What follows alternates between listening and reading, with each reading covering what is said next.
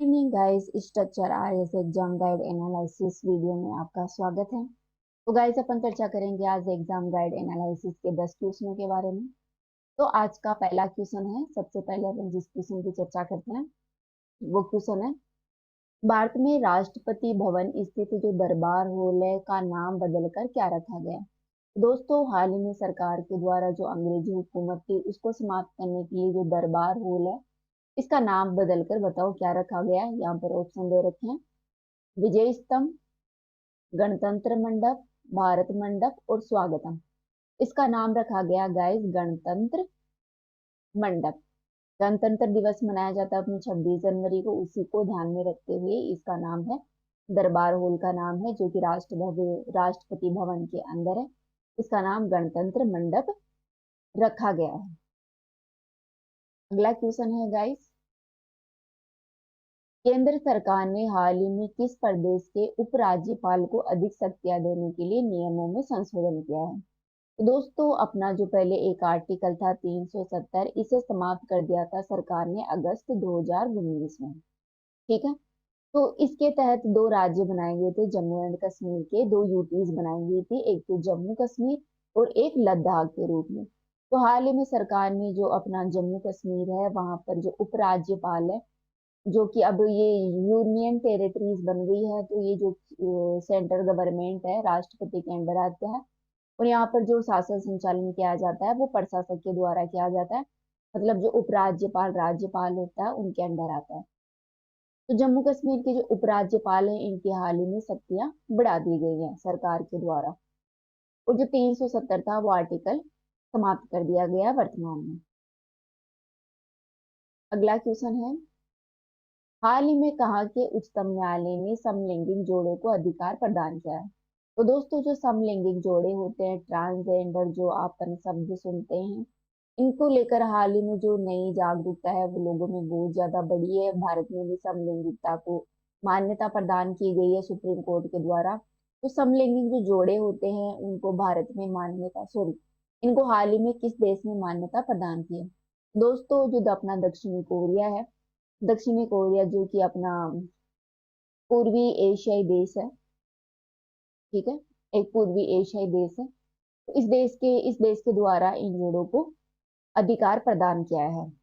अब मुझे बताइए कि क्या भारत में समलैंगिक जोड़े होते हैं उनको अधिकार प्राप्त होते हैं, कमेंट में जरूर बताना। अगला क्वेश्चन है, किस राज्य में पहली ट्रांसजेंडर सब इंस्पेक्टर को नियुक्त किया गया है। दोस्तों, ट्रांसजेंडर जो महिलाएं होती है उनको आगे बढ़ाने के लिए, ट्रांसजेंडर जो व्यक्ति होता है उनको समाज में एक उच्च स्तर का दर्जा देने के लिए सुप्रीम कोर्ट के जजमेंट के बाद, जो कि 2019 में आया था, उसके बाद इन जो ये लोग हैं इनको विभिन्न क्षेत्रों में नियुक्ति दी जा रही है। पहले इनको बहुत सारी प्रॉब्लमों का सामना करना पड़ता था, हालांकि अभी भी इनको बहुत सारी प्रॉब्लमों का सामना करना पड़ता है, फिर भी एक अच्छी शुरुआत है।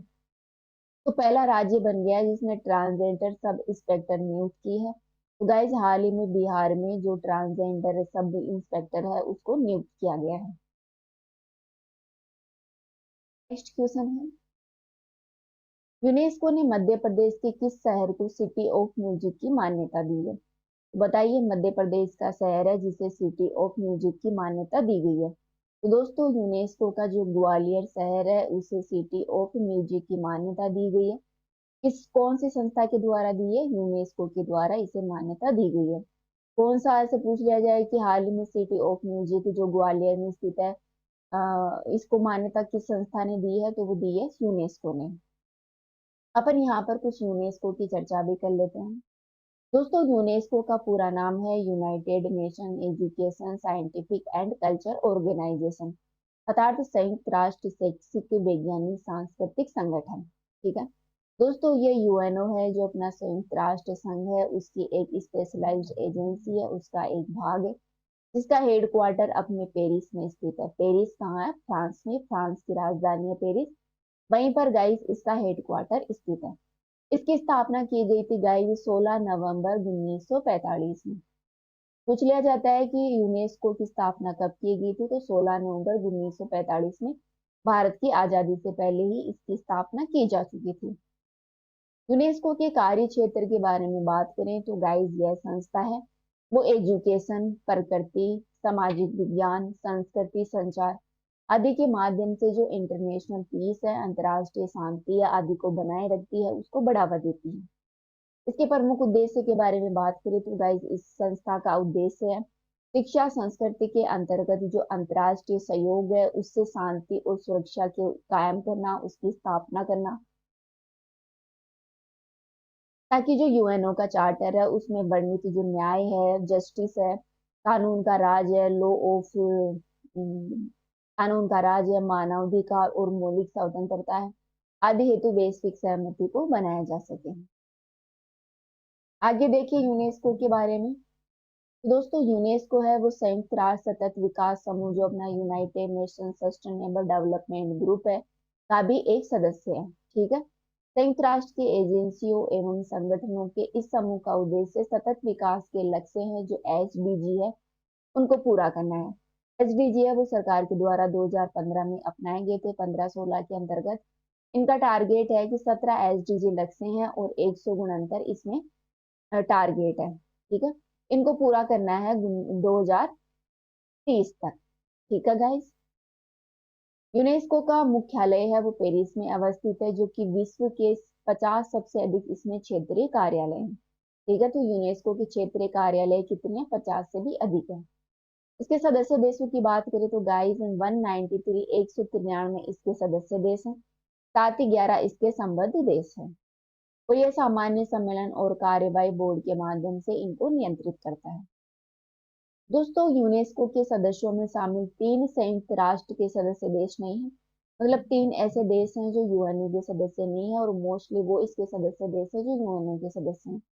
जो यूएनओ के सदस्य नहीं है लेकिन यूनेस्को के हैं, उनके नाम है कुक द्वीप, निएऊ और फिलिस्तीन।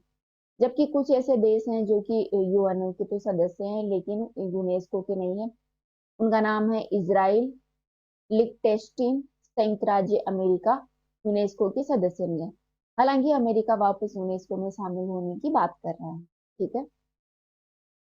नेक्स्ट क्वेश्चन है, प्रसिद्ध नर्तक उदय शंकर का संबंध किस जिले से है? तो दोस्तों एक बहुत ही प्रसिद्ध उदय शंकर नामक एक नर्तक है जो कि उदयपुर के रहने वाले हैं, अपने राजस्थान के। तो आप बताइए कि कौन से क्षेत्र के महत्वपूर्ण नर्तक हैं, ये आप कमेंट सेक्शन में बताएं। अगला क्वेश्चन है नवरत्न के बारे में। नवरत्न की परिषद किसके साथ संबंधित है? दोस्तों यहाँ पर हर्षवर्धन, देवपाल, चंद्रगुप्त द्वितीय और बाला सेन के बारे में दे रखा है। तो नवरत्न है वो किसके क्षेत्र में प्रसिद्ध है, आप बताइए। तो गाइस चंद्रगुप्त द्वितीय थे, उनके दरबार में नवरत्न काफी प्रसिद्ध थे। नवरत्न चंद्रगुप्त दरबार के 9 दरबारी थे, बहुत ही महत्वपूर्ण थे। ठीक है।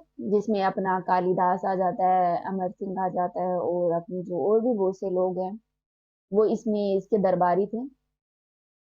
चंद्रगुप्त मौर्य है गाइस, इसके शासन काल को गुप्त काल का स्वर्ण काल, भारत का स्वर्ण काल माना जाता है, जो कि इन्होंने गुप्त संवत भी शुरू की थी 319 ईस्वी में। ठीक है।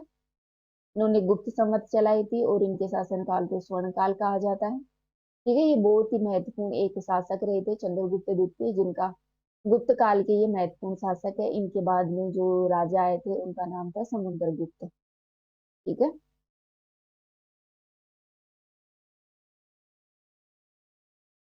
नेक्स्ट क्वेश्चन है अपना, पांडिचेरी पर कब्जा करने वाली पहली यूरोपीय शक्ति।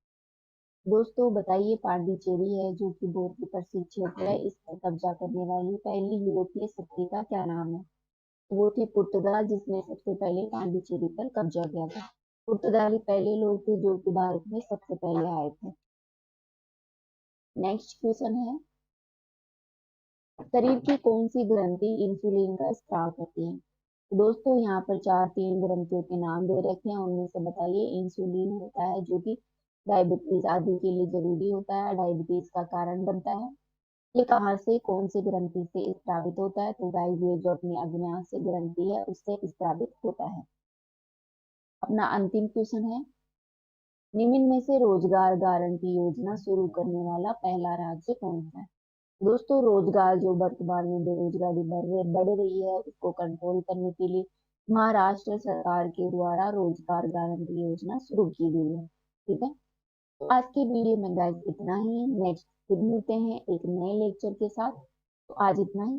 Thank you.